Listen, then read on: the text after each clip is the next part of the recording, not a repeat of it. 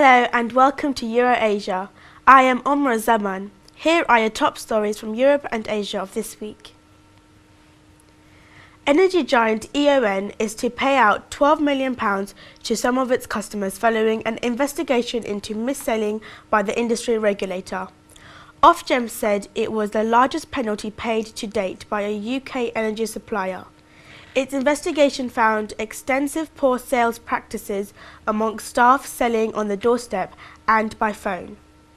E.ON has apologised to its customers and has promised to pay compensation to anyone who was mis-sold an energy package. The company was estimated that the bill for compensation payments is likely to be between £3 million and £8 million on top of the £12 million penalty. The Home Office has launched an investigation into claims migrants who speak no English are able to buy certificates showing they have passed a supposedly language test. Secret filming at an exam centre showed the certificates which are required by anyone wanting to remain in the UK permanently or to apply for British citizenship were being sold for £500. Immigration and Security Minister James Brockenshire said in a statement that the Home Office takes all the allegations of fraud seriously and have already begun a full investigation. An undercover investigation was taken place into the exam centre at Upton Park, East London, which is run by Learn Pass Succeed, LPS. Uswan Ghani, one of the directors of LPS, which has 4 branches in London, told the paper the problem was confined to the Upton Park branch and that it had suspended tests taken at the centre. A spokesman said the centre had been suspended by EMD qualifications and appropriate action would be taken. Incoming Indian Prime Minister Narendra Modi has hailed a landmark election victory by his BJP party. Thanking supporters in his own constituency in his home state of Gujarat, Mr. Modi said they had written a new chapter in the country's history. Results illustrate the BJP won the biggest victory by any part for 30 years, gaining a majority in parliament and trouncing the outgoing Congress party. The controversial leader campaigned on promises to revive the economy. However, many Indians still have profound concerns over Mr. Modi because of claims he did little to stop communal riots in Gujarat in 2002 when he was first minister at the state. At least 1,000 people died, most of them Muslims. Mr. Modi has always denied the allegations over. He was never charged. Turkish police have fired tear gas and water cannon at thousands of protesters in the eastern town of Soma, where some 300 miners died on Tuesday. The demonstrators in the town shouted anti-government slogans.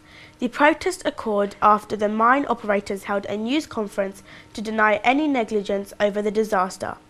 There have been angry anti-government rallies across Turkey for the last 3 days over what has become the country's worst ever mine disaster. An explosion sent carbon monoxide gas into the mine's tunnels while 787 miners were underground. Up to 18 are still missing. Another 363 escaped while 122 are injured. A research project into why girls drop physics after GCSE has been announced by the Institute of Physics, IOP. Specialists will work in 20 schools in England to establish how best to encourage more girls to study physics at A-level. The IOP says girls make up only 20% of students taking physics A-level. IOP President Francis Saunders said study was a real opportunity to find the solution to the chronic problem of too few girls studying physics. Dr. Saunders said choosing to drop the subject too early seriously limits girls' choice of future careers. The 2-year pilot project will begin in September in schools in Yorkshire, the North East, Midlands and East of England. Physics specialists will look at factors that discourage girls from studying A-level in the subject, including attitude towards physics, teachers' classroom practice and gender stereotyping across schools as a whole. They will also trial a series of intensive interventions to overcome these, says the IOP. Project manager Claire Thompson said girls did just as well as boys in GCSE maths and physics, but only a minority chose to continue the subject beyond the age of 16. Sepp Blatter has branded FIFA's awarding of the 2022 World Cup to a Qatar a mistake and admitted the tournament would almost certainly have to move to the winter. The FIFA president gave his strongest indication yet that he disagreed with his own executive committee's controversial decision to hand footballers' biggest event to the Gulf state. Of course it was a mistake. You know, one comes across a lot of mistakes in life, said Blatter, thought to have voted for the United States to host the tournament. The Qatar technical report indicated clearly that it is too hot in summer, but the executive committee with quite a big majority decided all the same that the tournament would be in Qatar.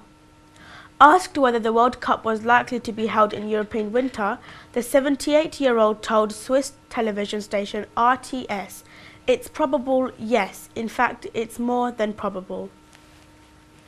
Hundreds of UK tourists are being evacuated from parts of the Kenyan coast after the Foreign Office warned of a high threat from terrorists. Tour operators Thomson and First Choice cancelled all flights to Mombasa until October and said some 400 holidaymakers would be flown back as a precaution. The main threat has been linked to the militant Islamist Al-Shabaab group. As UK tourists left, officials in Kenya said at least 10 people had died in 2 blasts in the capital Nairobi. TUI Travel, which operates Thomson and First Choice, said those already in the country would be flown home by Monday. But the FCO said its advice did not include the Diani Beach Resort or nearby Moi International Airport. It said the main threat was from terrorism, which included kidnapping, and the Westerners could be targeted. While Thomson and First Choice have cancelled flights until October, long-haul travel company Queenie said it was not offering holidays to the Kenyan coast for the time being. Hundreds of jobs are threatened under reorganisation plans by NHS England, which could involve work being transferred to India, according to a leading union. Unison said cuts could hit 900 mainly low-paid workers in administration jobs such as dealing with prescription charges and payments to GPs, opticians and dentists, as well as referrals for cancer screening.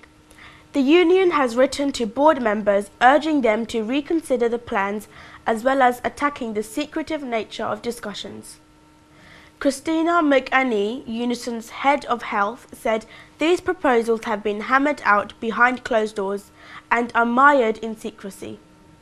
Staffs are being kept in the dark about their future, and this is very upsetting and disruptive for them personally and for the service. The potential loss of at least 900 jobs and the closure of dozens of offices across the UK will be a bitter blow to workers and their families. Those are the top stories of this week. Thank you for watching. Please join me again next week. Stay safe and Allah Hafiz.